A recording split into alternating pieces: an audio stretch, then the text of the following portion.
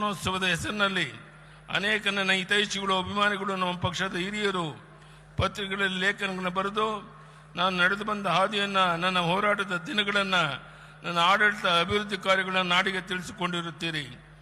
ತುರ್ತು ಪರಿಸ್ಥಿತಿಯ ಸೆರೆಮನೆಯಿಂದ ಹಿಡಿದು ಸಂಘಟನೆ, ಪ್ರವಾಸ, ಜನರ ನಡುವೆ ಜನರಿಗಾಗಿ ನಡೆಸಿಕೊಂಡು ಬಂದ ನಿರಂತರ ಹೋರಾಟಗಳ ಬದುಕೆ ನನಗೆ ಶಕ್ತಿ ನೀಡಿದೆ.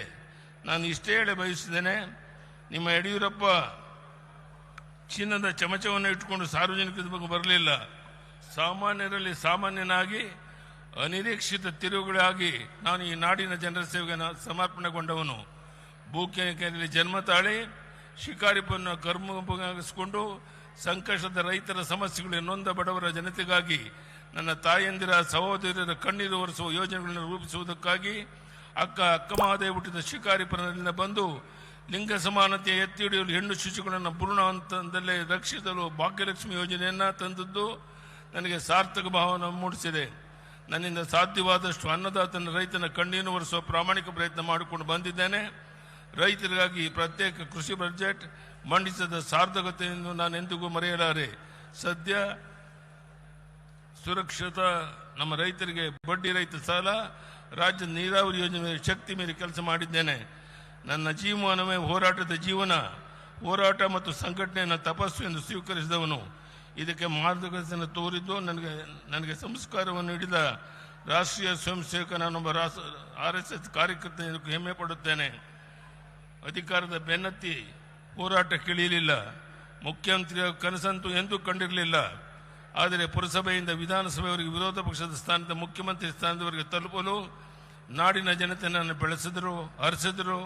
ಇದಕ್ಕೆ ಕಾರಣ ಯಡಿಯೂರಪ್ಪ ಅಧಿಕಾರದ ರಾಜಕಾರಣದ ಬರಲಿಲ್ಲ, ಜನರ ಸಂಕಷ್ಟವನ್ನು ಪ್ರತಿನಿಧಿಸಿ ರೂಪಿಸಿದ ಹೋರಾಟಗಳಿಂದ ಮೇಲೆದ್ದು ಬಂದವನೆಂಬ ಕಾರಣಕ್ಕಾಗಿ. ಅಣ್ಣ ಬಸವಣ್ಣ ಹೇಳಿದ ಇವ ನಾರವ ಎಂದು ಜನ ಕೇಳಲಿಲ್ಲ.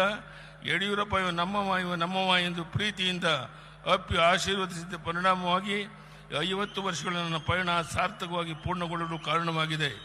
ಇಂದು ಪ್ರಧಾನಿ ನರೇಂದ್ರ ಮೋದಿ ಅವತಾರ ಪುರುಷದ ರೀತಿಯಲ್ಲಿ ಜನ್ಮವೆತ್ತಿ ಬಂದಿದ್ದಾರೆ. ಪ್ರಧಾನಿ ಹುದ್ದೆಯಲ್ಲಿ ಕುಳಿತು ರಾಷ್ಟ್ರವನ್ನು ಮುನ್ನಡೆಸುತ್ತಿದ್ದಾರೆ. ಅಮಿತ್ ಶಾ ಅವರು ಮೋದಿಜಿಯವರಿಗೆ ಹೆಗಲಾಗಿ ನಿಂತಿದ್ದಾರೆ. ಕೇಂದ್ರದ ಸಂಪುಟದ ಅನೇಕ ಸಚಿವರು ಈ ಪಡೆಯಲಿದ್ದಾರೆ. ರಾಷ್ಟ್ರೀಯ ಅಧ್ಯಕ್ಷರಾಗಿ ನಿತಿನ್ ನಬೀನ್ ಅವರನ್ನು ನೇಮಿಸುವ ಮೂಲಕ ಯುವಶಕ್ತಿಗೆ ಪ್ರೇರಣೆ ನೀಡಿದ್ದಾರೆ.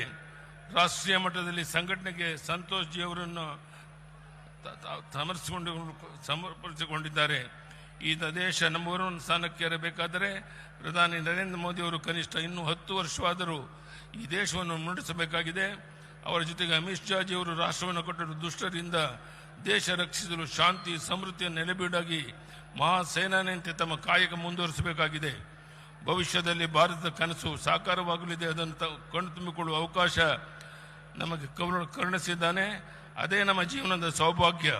ನಮ್ಮ ಪಕ್ಷವನ್ನು ಕಟ್ಟಿದ ಶ್ಯಾಮ ಪ್ರಸಾದ್ ಮುಖರ್ಜಿ, ದೀನ್ ದಯಾಳ್ ಉಪಾಧ್ಯಾಯ, ಶ್ಯಾಮ ಪ್ರಸಾದ್ ಅವರ ಮಾತೃ ನೆಲ ಪಶ್ಚಿಮ ಬಂಗಾಳದಲ್ಲಿಂದು ಕಮಲ ಹರಳಿ ಪ್ರಜ್ವಲಿಸುತ್ತಿರುವುದಂತೂ ಭಾರತಾಂಬೆಯ ಮಡಿಲನ್ನು ಉಳಿಸುವುದಕ್ಕಾಗಿ ಶತಮಾನಗಳಿಂದ ತಮಸ್ಸು, ತ್ಯಾಗ, ಬಲಿದಾನಗೈದ ನೂರಾರು ಆತ್ಮಗಳು ಇಂದು ಸಂತೃಪ್ತ ಭಾವ ಹೊಂದಿರುವುದು ಎಂದು ನನ್ನ ನಂಬಿಕೆ.